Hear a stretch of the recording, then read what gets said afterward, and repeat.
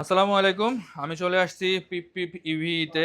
এখানে কিন্তু অনেক ধরনের ইলেকট্রিক স্কুটার রয়েছে। দেখতে পাচ্ছেন এখানে হচ্ছে ওয়ালটনের তাকুয়নটা। এটার প্রাইস হচ্ছে ৳১,২৯,৫০০। অফার চলতেছে। অফার প্রাইস মাত্র ৳১,১২,০০০ কিন্তু আপনারা নিতে পারবেন। এটা এক চার্জে ১০০ থেকে ১২০ কিলোমিটার চলে। এটাতে আপনারা ৭২ ভোল্ট ২৬ অ্যাম্পিয়ারের ব্যাটারি পেয়ে যাবেন। আর সামনে পিছনে ডাবল ডিস্ক রয়েছে। আর চাকার সাইজ কিন্তু ১২ ইঞ্চি। সো যারা একটু পাওয়ারফুল বাইক চাচ্ছেন বা রেঞ্জ যাদের বেশি দরকার তারা কিন্তু এটা দেখতে পারেন। এবং এটার একটা কালারই অ্যাভেলেবেল আছে এই মুহূর্তে রেড কালারটা।